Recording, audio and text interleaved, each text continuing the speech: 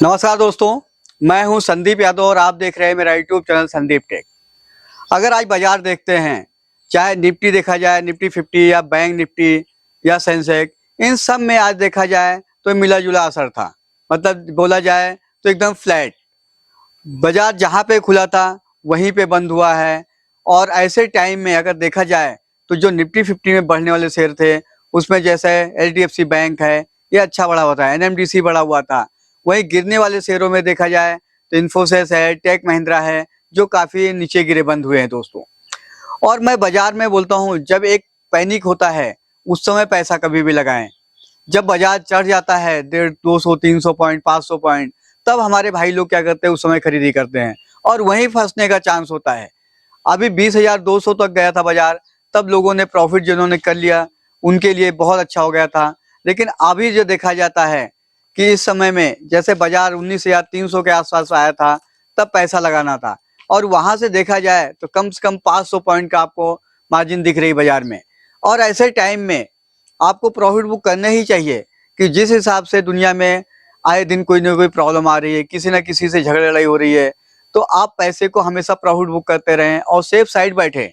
अगर आपको लग रहा है कि बाजार में कुछ भी हो सकता है, तो डेब्ट फंड में पैसा लगा के रखें, क्योंकि डेब्ट फंड में आपका पैसा सुरक्षित रहेगा और वहां पे भी 6-7%, 8% के आसपास में इंटरेस्ट भी मिलता रहेगा। आपको चॉइस करना है कि 12%, 15% कमाना है या 8% में सेफ बैठना है, क्योंकि इस समय ऐसा है बाजार कभी भी किधर भी करवट बदल सकता है। ऊपर जाने के लिए तो बहुत मुश्किल है दोस्तों। अभी ऊपर अल्टीमेट तो ऊपर ही जाएगा बाजार, ऐसा नहीं है कि ऊपर नहीं जाएगा, लेकिन जितना रन कर लिया है बाजार, इसके हिसाब से एक बार तो करेक्शन बनता ही है बाजार में। और वो करेक्शन कम से कम 2,500 से 3,000 पॉइंट का होता है। तो आपको उस समय का वेट करना पड़ेगा।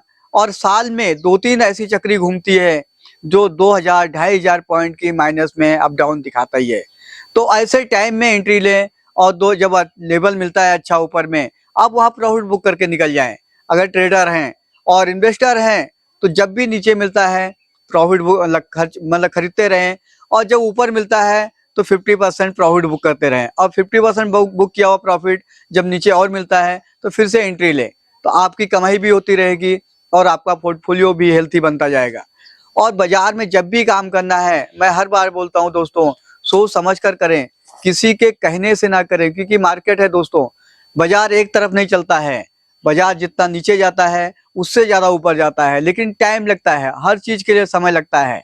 तो ऐसा ना करें कि पैसा एक साथ लगा दें और जिस समय आपको पैसे की मेन जरूरत है उस समय आपके पास पैसा ही ना रहे। तो कभी भी जितना पैसा बाजार में लगा रहे हैं उसका डबल पैसा तो आपके पास होना ही चाहिए।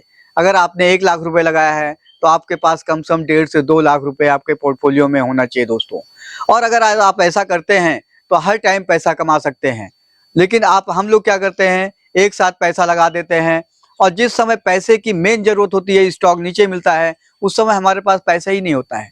हम तमाशा देखते रहते हैं और हम सोचते हैं कि हमारा जो ऊपर का खरीदा हुआ भाव है वो कब आएगा। तो हम अपने दोस्तों से, टीवी में कई एंकर आते हैं उनसे पूछते रहते हैं कि भाई हमारा ये फंस चुके हैं, किस लेवल कब आएगा ये भाव। वो क्या बताएंगे, एंट्री आपने लिया हुआ है, आपने सोच समझ के लिया होगा। आपको ही रिसर्च करना है, आपको चार्ट देखना है कि हमने जिस लेवल में खरीदा हुआ है वहां गलती तो नहीं किया हुआ है। अगर गलती किया हुआ है तो उसके अगेंस्ट में आपको ही कोई ना कोई स्टेप उठाना पड़ेगा, तब आप पैसे कमा के निकल सकते हैं और पैसा भी लॉस नहीं होगा और प्रॉफिट भी होगा। कभी भी रिसर्च करना है, खरीदना है कोई स्टॉक, तो पहले रिसर्च करें, उसके बारे में जानें, कैसा काम कर रहा है, कैसा इसका पोर्टफोलियो है और कैसा इसका कैसे कॉर्पोरेट गवर्नेंस है, इनके क्या क्या प्रोडक्ट्स हैं, क्या भी कहाँ बिक रहे हैं, आप सब उनकी रिसर्च करें, कहाँ फैक्ट्रीज की लगी हुई है, इसके बारे में बहुत जानकारी इकट्ठा करें। उसके बाद पैसा लगाएंगे, तब आप देखेंगे कि आपको 100 टाइम पैसा बनेगा। बिना कोई झिझक के पैसा लगाएं जब आपको जानकारी है तो। और जानकारी नहीं है जिस स्टॉक के बारे में, उसमें पैसा ना लगाएं। और मैं बोलता हूं कि आपके पोर्टफोलियो में ज्यादा से ज्यादा 15 से 20, 25 शेयर रखें, उसके ऊपर ना रखें कंपनी के। हाँ, म्यूचुअल फंड वाले हैं, कई कई म्यूचुअल फंड है 40-40, 50-50 स्टॉक रखते हैं, वो उनका पोर्टफोलियो है, उससे अपने कोई मतलब नहीं है। क्योंकि उनके मार्केट, उनका साइज जो है फंड का बहुत बड़ा रहता है, इसलिए उस तरह करते हैं। अगर आपके पास फंड कम है तो 4-5 शेयरों में, कंपनी के शेयरों में खरीदी करें, ज्यादा है तो 10 तक जाएं और ज़्यादा है तो 15, जैसा आपका फंड आ रहा है उसके हिसाब से पोर्टफोलियो बनाएं। ये नहीं कि आपके पास 1 लाख रुपए है, आपने 50 स्टॉक खरीद लिया, इसका कोई मतलब नहीं है। अगर 1 लाख रुपए है तो ज़्यादा से ज़्यादा 10 स्टॉक में काम करें, 10-10 हज़ार रुपए लगाकर। वो सबसे बेस्ट तरीका है दोस्तों काम करने का। और आप ऐसा करते हैं, अगर 1-2 कंपनी डूब भी जाती है तब भी आपको कोई फर्क नहीं पड़ता है, क्योंकि फर्क इसलिए नहीं पड़ेगा कि जो 1-2 कंपनी डूबेगी, जो बचे हुए 8 कंपनी हैं वो आपको प्रॉफिट भी देंगी और लॉस जो है उसको भी कवर करके देंगी। आप हमेशा ऐसा काम करें।